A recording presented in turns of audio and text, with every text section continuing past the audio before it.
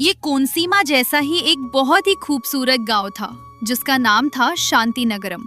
चारों तरफ हरे भरे धान के खेत, हवा में झूमते नारियल के पेड़ और खेतों के किनारे बहती नहरों के साथ वो गांव किसी खूबसूरत पेंटिंग जैसा लगता था। उसी गांव में रामैया नाम का एक खेतीहर मजदूर रहता था। रामैया सिर्फ एक नौकर नहीं था, बल्कि उस गांव के जमींदार साहब का एक वफादार सेवक और उससे भी बढ़कर उनका पक्का दोस्त था। शाम का वक्त था। रामैया थक कर चूर, पसीने से लथपथ, पैर घसीटते हुए घर आता है। कनकम्मा रसोई में एक छोटा सा तेल का दिया भी जलाए बिना अंधेरे में बैठी दाल साफ कर रही होती है। कनकम्मा, आज तालाब के पास 3 एकड़ खेत जोतना पड़ा। बैल भी थक गए और मैं भी चूर हूँ। दोपहर का खाना भी ठीक नहीं था। कुछ पकाया है क्या? पेट में चूहे कूद रहे हैं। थोड़ा गर्म पानी ही दे दो पीने को। क्या है जी ये चिल्लाना? खाना कहाँ से आएगा? आपको नहीं पता आजकल चावल के दाम आसमान छू रहे हैं। महीने भर की आपकी पूरी कमाई 1 किलो तेल में निकल जाती है। नमक दाल के भाव देखकर मेरा दिल बैठा जा रहा है। मैं आपके लिए ही बचा रही हूँ। गर्म पानी क्यों चाहिए? लकड़ियाँ जलानी पड़ेंगी ना। ठंडा पानी है, वही पी लो। कनकम्मा, मालिक महीने भर के लिए 3 बोरी अनाज और अच्छी तनख्वाह देते हैं। हमारे बच्चे भी नहीं हैं, बस हम 2 ही तो हैं। पेट काटकर ये सब बचाना किसके लिए है? कल बीमार पड़ गया तो क्या ये पैसा मेरी जान बचाएगा? बुढ़ापे में तो खाने पचाने की ताकत भी नहीं होगी। खाना तो अभी चाहिए ना। बात मत करो। मुझे डर लगता है कि आज खा लिया तो कल क्या होगा। बुढ़ापे में कोई बीमारी हो गई और हाथ में फूटी कौड़ी ना रही तो हमें कौन देखेगा? क्या पड़ोसियों की तरह हम भी भीख मांगे? ये लो, मांड पियो और सो जाओ। वो दिया मत जलाना, तेल खत्म हो रहा है। पत्नी का दिया हुआ वो कड़वा मांड पीकर रमैया दुखी मन से घर के बाहर पड़ी एक पुरानी खाट पर पीठ के बल लेट जाता है। आसमान में तारों को देखते हुए वो अपनी गरीबी पर नहीं, बल्कि अपनी पत्नी की इस कंजूस फितरत को सोचकर रो पड़ता है। एक तरफ भूख और दूसरी तरफ पत्नी का बर्ताव उसे सोने नहीं देते। रात के 10 बजे जब पूरा गांव शांत हो जाता है, कनकम्मा धीरे से बाहर आती है। क्यों जी, अभी तक सोए नहीं? क्या सोच रहे हो? और बताओ, क्या खबर है? क्या खबर होगी, सब बढ़िया है। पेट भर खाना तो देती नहीं, फिर ये झूठी हमदर्दी क्यों? मुझे अकेला छोड़ दो। तुम अपनी बचत के साथ मज़े में रहो, मैं अपनी भूख से मर जाऊंगा। तुम्हारे दिए इस मांड में और मिट्टी में कोई फर्क नहीं रह गया है। अच्छा ठीक है, गुस्सा मत होइए। कल सुबह मैं आपके लिए पक्का बढ़िया खाना बनाऊंगी, चटनी रखूंगी और दोपहर के लिए बांध दूंगी। पेट भर खाकर खेत पर जाना। जमींदार साहब का काम भी जल्दी खत्म करके आना। वो आपको पसंद करते हैं, तो थोड़ा कुछ एक्स्ट्रा मांग कर देखना। सच में कनकम्मा, क्या कल मुझे खाना दोगी? झूठी उम्मीद तो नहीं दे रही हो ना? हाँ जी, पक्का दूंगी। अब सो जाओ। कहे मुताबिक कनकम्मा अगले दिन सुबह जल्दी उठकर चूल्हा जलाती है। रमैया ये देखकर खुश हो जाता है कि चलो, आज मेरी पत्नी में कुछ बदलाव आया है। रसोई से धुआं निकलता देख वो भी बड़े उत्साह से नहा धोकर खेत जाने के लिए तैयार हो जाता है। जब रमैया निकलने लगता है तो कनकम्मा एक पुराने डिब्बे में खाना डालकर उस पर कपड़ा लपेटकर पोटली बनाकर देती है। ये लीजिए जी, आज मैंने आपकी पसंद का खाना बनाया है। दोपहर में खेत पर पेट भर खाइएगा, लेकिन याद रखना, गलती से भी किसी और को मत देना, नहीं तो आपके लिए कम पड़ जाएगा। कोई पूछे तो बोल देना, खत्म हो गया। सच में कनकम्मा, आज मेरा मन बहुत हल्का हो गया है। रात को मैंने तुम्हें बुरा भला कहा था, दिल पर मत लेना। तुम्हारा प्यार ही मेरी सबसे बड़ी ताकत है। मैं खुशी खुशी जाता हूँ। रमैया बड़े जोश के साथ खेत में काम करता है। आज पेट भर खाना मिलेगा, इसी उम्मीद में वो बैलों को भी तेजी से चलाता है।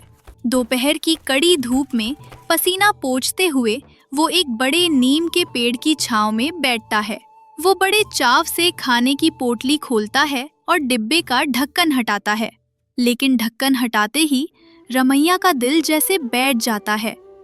जहां उसने सोचा था कि डिब्बा चावल से भरा होगा, वहां उसमें सिर्फ एक सूखी रोटी का टुकड़ा और थोड़ा सा आम का अचार था। कनकम्मा, तुमने ये क्या किया? मुझ पर भरोसा जताकर ऐसा धोखा। सुबह वो बातें सिर्फ इसलिए की थी ताकि मैं काम पर आ सकूं। क्या मेरी भूख तुम्हारे लिए एक खेल है? इस एक रोटी के टुकड़े से मेरी जान कैसे बचेगी? सुबह इतनी मोहब्बत से बात की और आखिर में मेरे डिब्बे में बस ये सूखी रोटी छोड़ी।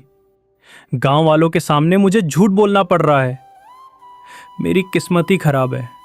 कमाकर भी खाने को तरसने वाला बदनसीब हूं मैं। रामैया उस एक रोटी के टुकड़े को देखकर फूट फूट कर रो रहा होता है। तभी जमींदार साहब वहां से गुजरते हैं। रमैया को अकेले बैठे और आंसू पोंछते देखकर वे बड़े प्यार से आकर उसके पास मेड़ पर बैठ जाते हैं। क्यों रे रमैया, खाना खा रहा है क्या? क्या सब्जी लाया है? खुशबू तो बड़ी मस्त आ रही है। मुझे भी बड़ी भूख लगी है। भले ही घर से खाकर आया हूं, पर मुझे भी एक निवाला खिलाना। तेरे हाथ का निवाला मेरे लिए अमृत है। मुझे बचपन के वो दिन याद आ रहे हैं। नहीं नहीं हुजूर, ऐसा मत कीजिए। आप जमींदार हैं, चांदी की थाली में 56 भोग खाने वाले। इस गरीब के डिब्बे का खाना क्या आपको शोभा देता है? कोई देखेगा तो हंसेगा।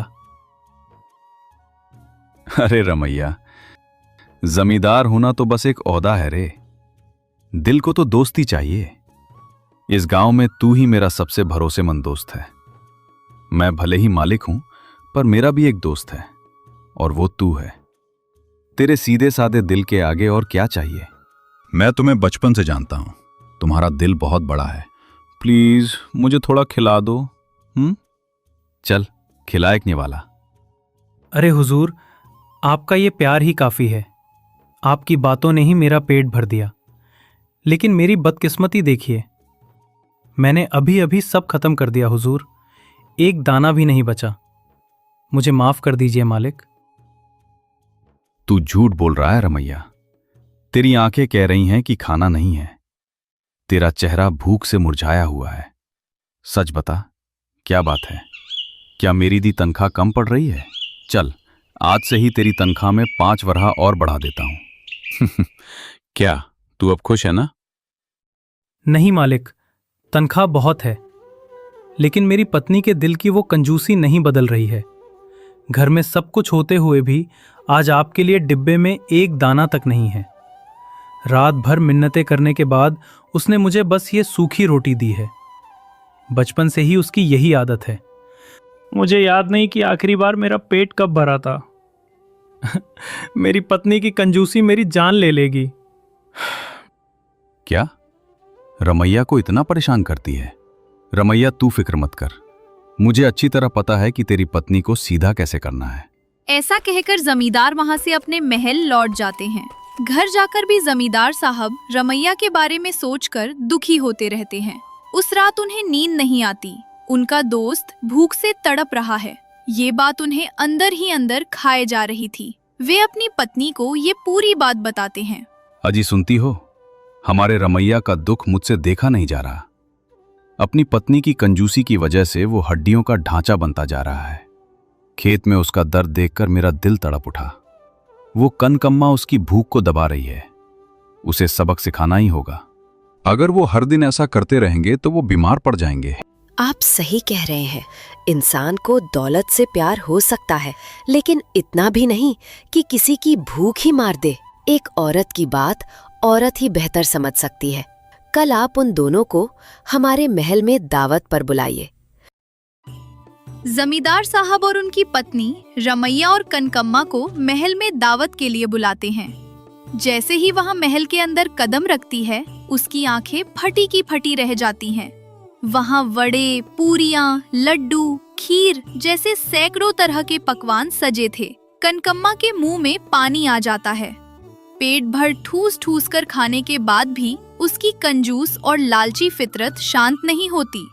क्यों जी, खाना तो बढ़िया खिलाया, पर जाते वक्त क्या इन लोगों की कोई तोहफा वोफा देने की आदत है? ये बात जमींदारिन जी सुन लेती हैं और मुस्कुराते हुए कनकम्मा के पास आती हैं। कनकम्मा, तुम्हारा पति हमारे यहाँ बहुत सालों से बड़ी वफादारी से काम कर रहा है। उसकी इसी ईमानदारी से खुश होकर हम तुम्हें ये 1000 वरहा की पोटली तोहफे में दे रहे हैं। इसे रख लो। 1000 वरहा? सच में मेरे लिए है मालकिन?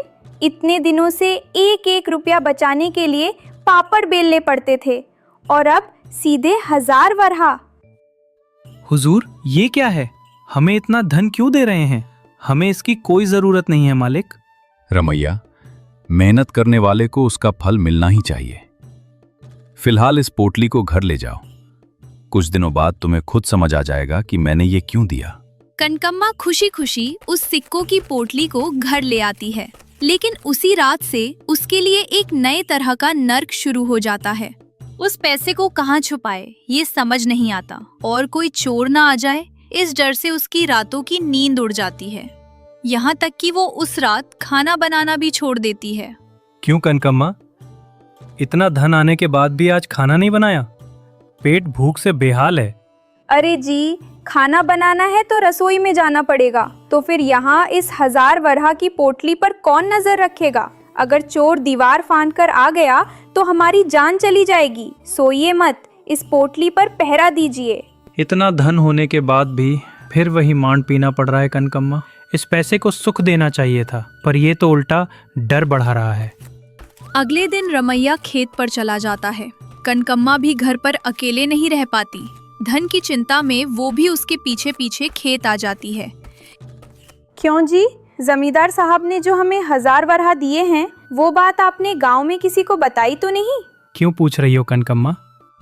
कुछ नहीं जी, इतना धन घर में अकेला छोड़कर आए हैं, डर लग रहा है कि कोई उठा ना ले जाए।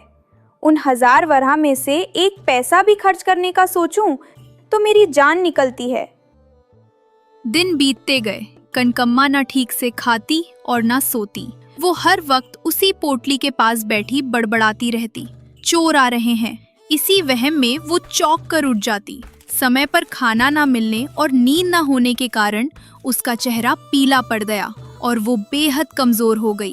उसे हड्डियों का ढांचा बनते देख, देखो कनकम्मा, तुम्हारी कंजूसी अब लालच बन चुकी है। उस धन में अपनी जान फंसाकर तुम अपनी सेहत बर्बाद कर रही हो। न खाना है न नींद। ये पैसा तो हमें मार डालेगा। मुझे माफ कर दीजिए जी। जब से ये 1000 वरहा आए हैं, मेरे जीवन से सुख और शांति गायब हो गए हैं। खाने की इच्छा मर गई है। बस हर वक्त चोरी का डर लगा रहता है। मेरी कंजूसी ही मेरे लिए श्राप बन गई है। मुझे ये धन नहीं चाहिए। इसे जमींदार साहब को ही वापस दे आइए। रमैया सिक्कों की वो पोटली लेकर जमींदार साहब के महल पहुंचता है। रमैया बड़ी खुशी और राहत के साथ वो पोटली जमींदार साहब के सामने रख देता है। हुजूर, ये लीजिए आपके 1000 वरहा। हमें ये नहीं चाहिए मालिक। इनकी वजह से हमारे घर का चैन छीन गया था। मेरी पत्नी को सुधारने की आपकी ये कोशिश कामयाब रही। देखा रमैया, अब समझ आया कि मैंने वो धन क्यों दिया था। धन इंसान को सुख सुविधा देने के लिए होना चाहिए, डराने के लिए नहीं। जरूरत के वक्त जो धन काम ना आए वो सिर्फ मिट्टी है। अब तुम्हारी पत्नी सुधर गई है, मेरे लिए यही सबसे बड़ा तोहफा है। मालिक, आपने हमारी जिंदगी में उड़ दी। वो रमैया को पेट भर खाना परोसती और घर को खुशहाल रखती। लालच ही अशांति की जड़ है। जिस धन का इंसान खुद भोग ना कर सके, वो जंगल में खिली उस चांदनी की तरह है जिसे कोई देख नहीं पाता। संतुष्टि के बिना जीवन बिल्कुल बेकार है। मायके में गंवार वर्सेस